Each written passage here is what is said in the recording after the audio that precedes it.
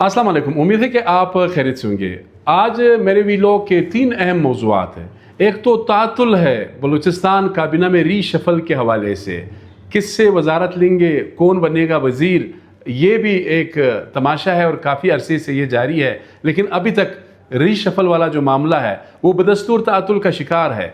दूसरा जो मौजू है सरकारी मुलाजमतें, ख़ासकर जो SNJD उसमें कितनी मुलाजमतें हैं और कितने अरसे से बेरोज़गार नौजवान कहाँ से आते हैं, दरख्वास्तें जमा करते हैं, इस हवाले से हैं।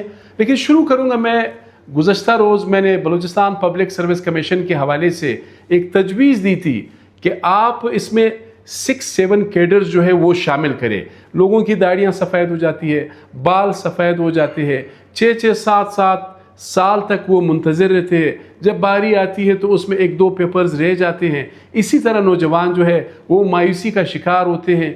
सिस्टम मौजूद है, दफातर तो बड़े अच्छे एयर कंडीशन वाले ऑफिसेज़ है, अफरादी क़ुव्वत भी है, तनख्वाहें भी ठीक है, पर्क्स है, प्रिविलेजेस है, सारी चीज़ें हैं, लेकिन माज़रत के साथ हमारे लोग भी काम नहीं करते हैं। इसके लिए किसी रॉकेट साइंस की ज़रूरत नहीं है। मैंने पहले भी तजवीज़ दी थी कि assistant commissioner, section officer, DSPs, assistant director local government, इसी तरह PND में है, फॉरेस्ट ऑफिसर है, ट्रेजरी ऑफिसर्स है। आप बेहतर जानते हैं, मैंने कमेंट्स कुछ पढ़े, उसमें बहुत अच्छे तजावीज़ भी आए थे। आप समझते हैं, आप ज़्यादा एजुकेटेड है, हम तो वो कहते हैं journalist jack of all master of none. थोड़ा थोड़ा हम हर चीज़ के बारे में जानते हैं, तबसरा करते हैं, लेकिन आप ज़ाहिर है तैयारी करते हैं, आपके पास मालूमात ज़्यादा है।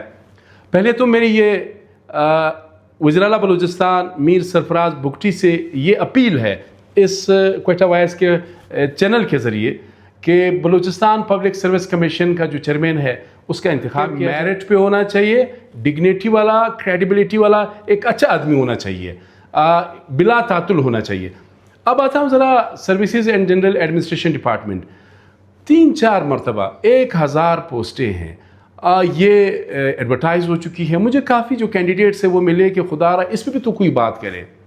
ये बदस्तूर खाली है, इसको फिल नहीं किया जा रहा है। लोग फुट स्टेट करते हैं, खारान से कोयटा तक आते हैं, किराया पे करते हैं, फिर एक जहनी तजब्जुब का शिकार होते हैं, फिर साहब लोगों के घरों पर जाते हैं, साहब मीटिंग में है, साहब मसरूफ़ है, साहब फिर ज़्यादा इस्लामाबाद भी जाता है, फिर कराची भी जाता है, साहब के साथ मुलाकात भी नहीं होता है। तो खुदा के लिए इसका भी कोई हल निकाले। वैसे अगर आपने ओवर हॉलिंग करनी है, आपके पास और भी जगह बहुत ज़्यादा है। सिविल सेक्रेटरीट में आज मुझे पता चला कि 5000 से ज़ायद मुलाजमीन है। अब ये मुलाजमीन आपकी कितनी खिदमत करते हैं वो आपको अच्छी तरह पता है। सरकारी मुलाजमीन को पब्लिक सर्वेंट कहा जाता है, लेकिन ये पब्लिक सर्वेंट्स नहीं है। ये पब्लिक सर्वेंट जब आप जाते हैं, ये कहते हैं मीटिंग में है, ये पब्लिक मास्टर्स है, प्रैक्टिकली मास्टर्स हैं। आईनी तौर पर, कानूनी तौर पर ये पब्लिक सर्वेंट्स है, इनके दरवाजे खुले होने चाहिए आपके लिए। लेकिन ज़ाहिर है सियासी मामलात है, उसमें मैं नहीं जा रहा। इम्पोर्टेंट बात यह है कि इस पे बिल्कुल काम करना चाहिए। SNJD में एक हद तक मेरिट पे करना चाहिए। ये जो ख़ासकर क्लास 4 की है या सिक्योरिटी गार्ड्स की है, इसमें किस क्वालिफ़िकेशन की ज़रूरत है? जो नादार लोग हैं, गरीब लोग हैं, उनका ख्याल रखना चाहिए, लेकिन पता नहीं वो रखेंगे भी या नहीं। नौकरियां तो वो जिस तरह कह रहे थे कि तब्दीली आ नहीं रही, तब्दीली आ चुकी है। नौकरियां बिक नहीं रही बल्कि बिक चुकी है। This is an open secret. अब आता हूँ काबीना की रीशफल के हवाले से।